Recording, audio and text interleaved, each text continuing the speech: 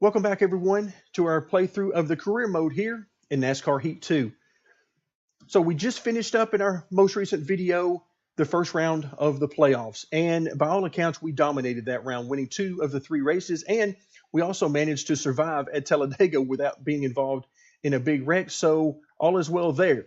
I think we came out of the first round of the playoffs basically as good as we could have hoped for. So where do we go from here? Well, let's start off by taking a quick look at the schedule. Today's video is going to be racing at Martinsville, then we'll move on to Texas, and we'll end up this round at Phoenix. Now, 2 of those tracks of Martinsville and Phoenix, I feel very good about our chances to not necessarily win, although I do think we have opportunities to do that. I feel good about our chances to run well. Okay, and that's going to involve our point cushion, which we'll look at momentarily. The interesting thing will be Texas and how we're able to perform there and whether or not we have momentum when we go there. Sort of a lot of factors that are going to go into how we're able to perform at Texas. So that's going to be really interesting, along with how well are we able to do at the 2 tracks that I mentioned where we should be strong. Now, if we are able to do well in these 3 races and accumulate enough points or at least 1 victory, then we'll be moving on to the final race of the year in Homestead. And Homestead's going to be simple for us because it means we're only going to have to outrun 3 drivers if we're able to make it that far. However, where it gets complicated is this is not the type of track that we have been able to win at with our current science experiment and our current attempts to slow ourselves down. So this is going to be very interesting if we can make it that far. By no means is this going to be an easy stretch for us to not only get there, but also have a chance to win. So my focus right now is going to be on Martinsville and trying to win that race, because if we can win that race, we know we're going to Homestead. And then it will simply be about doing everything we can there to maximize our chances to win a championship. Now, speaking of points, let's take a look at our playoff grid. You can see we're down to 6 drivers now. But the most important thing to take a look at here is, yes, we have the 39-point cushion, which is great for us. But we also know that 1 big wreck and 1 bad finish anywhere from the 20s and 30s will wipe out that point cushion in a hurry. So we can't afford one of those. And of course, Martinsville would be a very easy place to get involved in 1 or more wrecks and end up having a terrible finishing position. So we're going to try to protect and in fact get a race win, so we don't even have to worry about points. But we've got a nice point cushion. If you look below us, however, nobody else really does. John Hunter Nemechek has 9 points for a cushion over 5th place, but that's not that many over 3 races. I mean, you see, that's just 3 finishing positions per race, and suddenly you're looking at John Hunter not going on to Homestead. And then below that, you have Chase Briscoe, who's only 2 up on the cut line. And then if you look at the very bottom, Austin Cindric is only 5 points below the cut line. So everything is very tight for this round. We're going to do our best to make it to Homestead because I want a shot to run for a championship.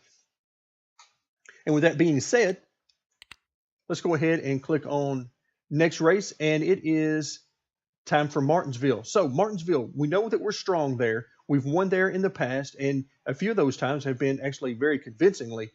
So we're going to have to see what we've got. Have the other teams stepped up their game? Are they going to be able to compete? Are we going to be able to compete and hopefully stay out of any trouble? So it's time to answer all of those questions and more as we head to the racetrack. All right, folks, we are green at Martinsville. We are starting in 20th. Good gracious, I'm all over the brakes and I still can't slow down enough for these guys. We're going to try to get to the bottom here. Oh, we got knocked out of the way there.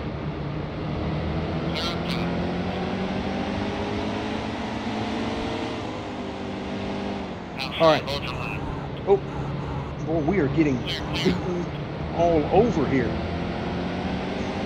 All right, we made our way to the bottom, at least temporarily, but there is a ton of contact going on right now.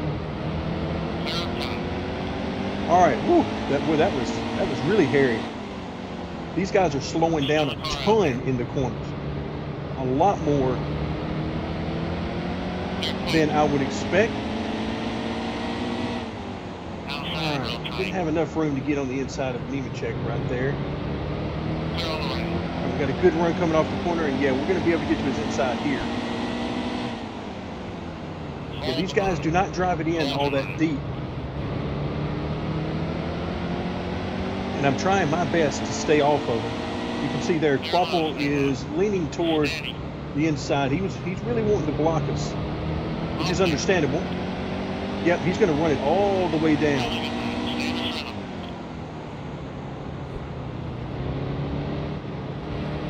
Ooh, he mixed it. Oh, yeah. A little bit too tight coming off that corner. And we're going to get to his inside. Now you see John Hunter right in front of us, one of our championship competitors.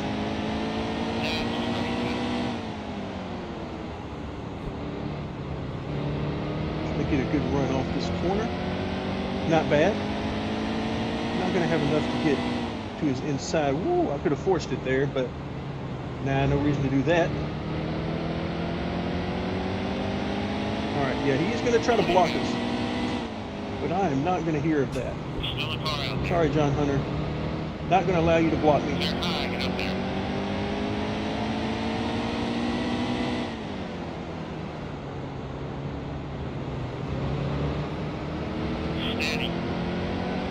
All right, trying to work our way into the top 10 here. Yeah, these guys are leaving the inside open for me on entry because they are not driving it in deep at all.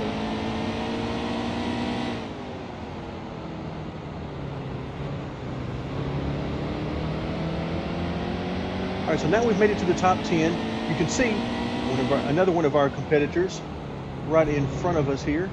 Woo, Gregson not giving us a whole lot of room there, but he gave us just enough. Appreciate that, Noah. Having a good run so far in the top 10. Oh, here we go. John Hunter gets into our left rear. So now we're racing at Martinsville. This is what you expect to see at Martinsville.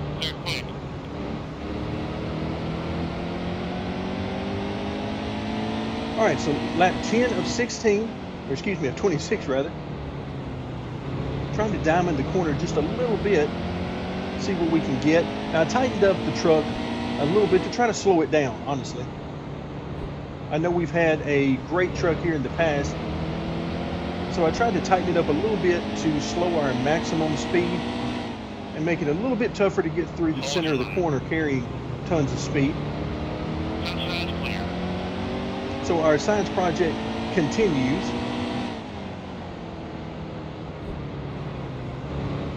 But the truck overall still handles great. That's not an issue.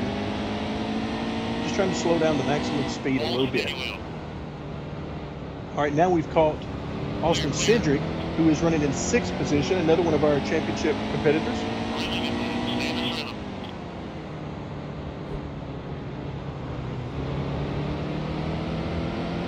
All right, we got a great run on him coming off the corner.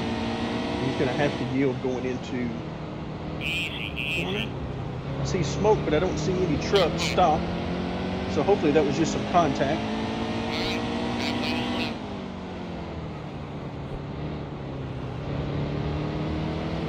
All right, so you heard the call, hopefully from the spotter. I could barely hear it. Hopefully you guys heard that. The spotter saying it was halfway. And it's taken us that long to get from 20th to 6th. So let's see what we can do in the second half of the race. You can see these guys up here are running a good deal faster. How about that? Stuart Friesen running 5th. It's a shame he got eliminated after the first round of the playoffs because he obviously has a strong truck here in Martinsville. All right, so Friesen, we're going to try him on the outside. And the reason I'm going to do it is because there's nobody immediately behind us. All right, so that didn't work out too terribly well.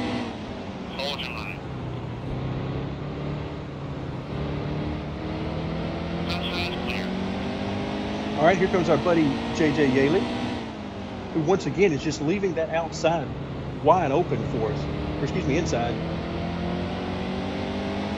on corner entry. And you can see it's right there. So we're going to take that invitation. All right, now we're up to 4th. And we'll see who we got in front of us for the top 3.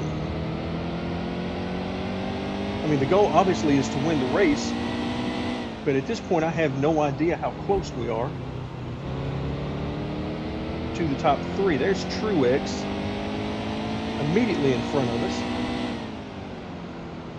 Still got a little ground to make up on him before we catch him. You can see they're running some pretty good laps up here. I like it.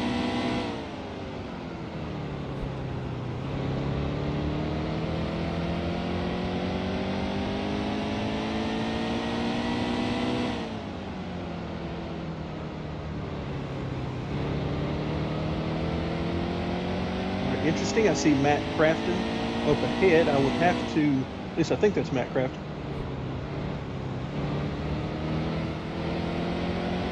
Ooh, Truex did not get off that corner well at all. That should leave us an opening on entry, and it does. Still a car out there. Clear. All right, so yes, that is indeed Crafton in front of us. He is in 2nd, and my guess is that he is fighting. That is Ben Rhodes, I believe, in front of him. And I believe they're fighting for the lead. So now this is going to be really interesting. Neither one of those trucks are in the playoffs. So right now we are the leader among the championship contenders, which is very good for us. All right, Crafton, I do not want to be on the outside here, so I'm going to back out of this.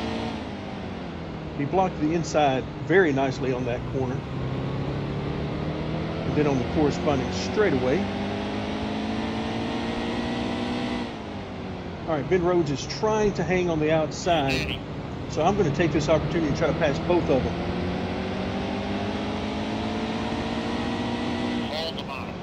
Oh, Boyd, the lap car.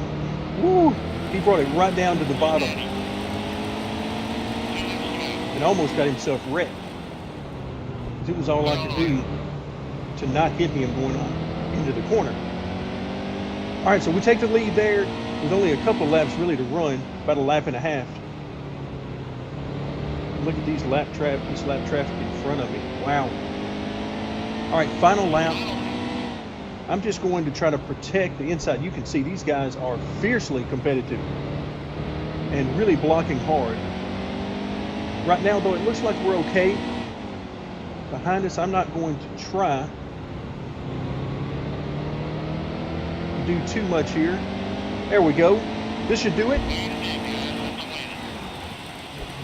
All right, a very nice win. A win that at multiple occasions I did not think was going to be possible, particularly when we were starting on the outside.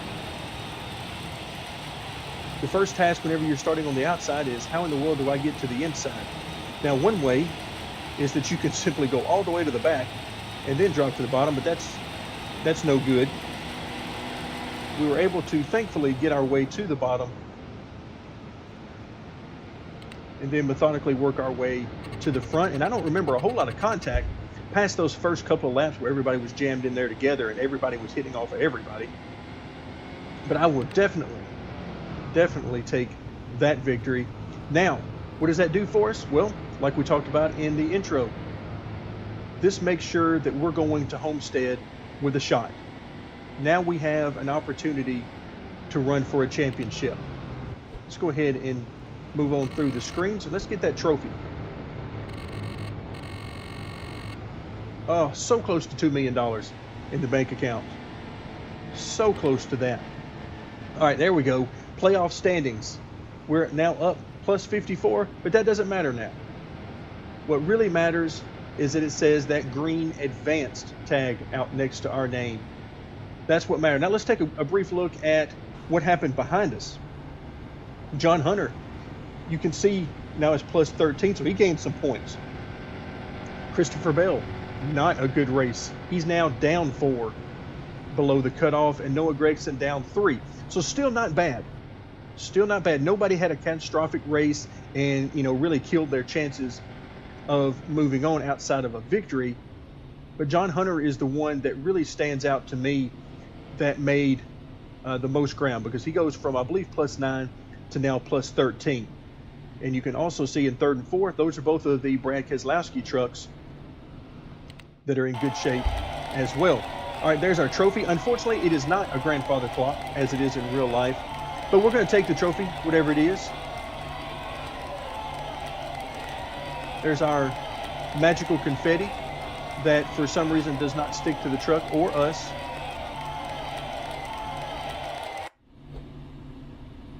All right, we don't care about the fastest lap. That's not the point. The point is to win the race, which thankfully we were able to do.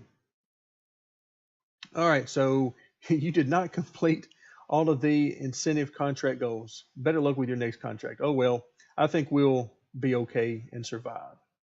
But you can see there how close we were. That's just gives you an idea how silly some of this can be. All right, so now we know we've got 3 tracks remaining, and what should we choose? Well, let's see. Let's go ahead and do, let's go ahead and do the challenging one. Why not? So we're going to shoot for a top 5 in each of the 3 races and get at least 1 win. All right, so that leaves us in great position moving forward. Now we can sleep easy before the next 2 races in this second round of the playoffs, knowing that we are going to Homestead with a chance at winning the big trophy.